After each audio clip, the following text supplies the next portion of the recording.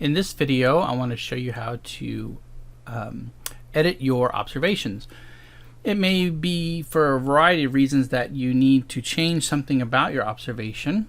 Maybe you have two different images of different species. Maybe you forgot to add a location, or you have the improper date.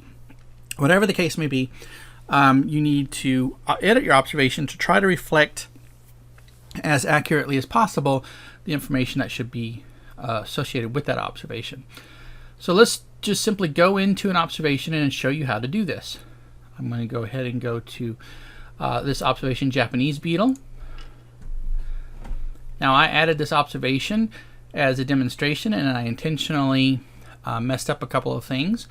For instance, the date is wrong. It should be the 31st, and also the location.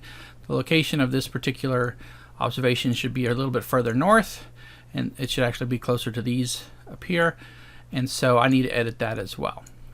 Okay, so let's do that. And I also want to add more images to this observation too, to show these beetles a little bit more clearly. So I'm going to go ahead up here and use this blue box. There's a drop down arrow. I could, for instance, let's say that it's determined that my observation is of debris. Maybe it's not an actual organism. Maybe I thought it was, but it's not. You can delete the observation. You can duplicate it.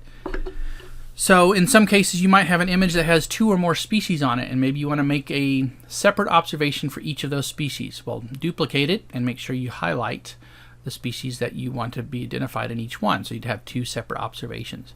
In this case, though, I'm just going to go to Edit.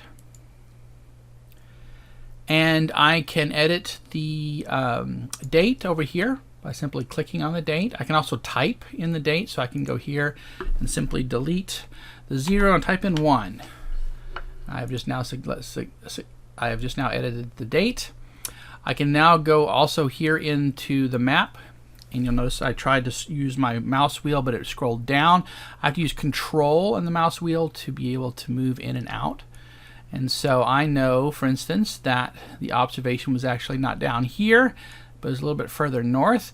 All I need to do is simply click on the correct location right about here, and it puts the marker there. And you can see a little circle, and I've now updated my location. Now I can also go over here and add more photos. I can also add sounds. Let's say I have some sound information I want to upload. Maybe it's an observation of a bird or a frog where sound might be useful in identification. But I can go back here and add photos, and I can have it from the hard drive. I'm going to go ahead and choose Files. And I've got some extra photos of this particular one here. I'm going to choose this photo right here. And you can see that it's got this file here ready to be uploaded. And I could sync the observation with the photo metadata, but I don't need to. I've already got the location and everything set here. And I can also reorder the photos here, but I'll do that in just a moment. I'm going to actually add, so I'm going to add this photo. I think everything is set. Let's go ahead and scroll down. You can also add fields, but again, this is beyond the scope of the students for my class, but you can add things like fields that show sex, tissue type. You can actually even make your own fields. There might be a variety of things that you might decide to add for your purposes. But I'm going to go ahead and save this observation. And it's going to then, it should update this information into the new observations. So I can see I've got the date updated here to the 31st. I've got the location now updated, and I now have 2 photos. Okay, but let's say that I wanted to make this photo the first one that shows up when I come up. I can go back to Edit. This is the last thing I want to show you with regards to editing. I would go to Reorder Photos, and you can see this is the added photo. I can make that one 1 and this one 2. Update photos. I'm going to come back down here and save. And now I have a different photo as the leading photo. And I can see I have these 2 photos, but this is now my leading photo. So whenever someone opens this up, that's what they will see. And now my observation is corrected, and now should reflect accurately the location, the date, and the photos that I want in there. Right? And so let me show you one last thing I didn't show you. If I wanted to delete a photo, it's very simple. All I simply do is click off the blue check mark. I would go and hit save down here at the bottom, and it would eliminate that particular image. Right? So I don't want to do that, so I'm going to cancel. But that's how you delete a photo as well.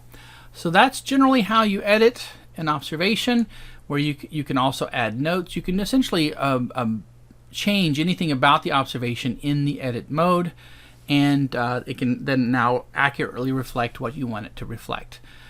This happens a lot when students take, for instance, pictures of, say, protists or algae in the microscope, and they upload the photo, and it says that the location came from the classroom, but in fact their pond sample came from somewhere else, and so they have to go back and edit that location, for instance. So that's an example of why you might need to edit your particular observation. Okay, in future videos we'll talk about the identification system, as well as this the grades that you get in iNaturalist with regards to casual needs ID versus research grade and how that changes. But that's a summary of how you edit an observation in iNaturalist.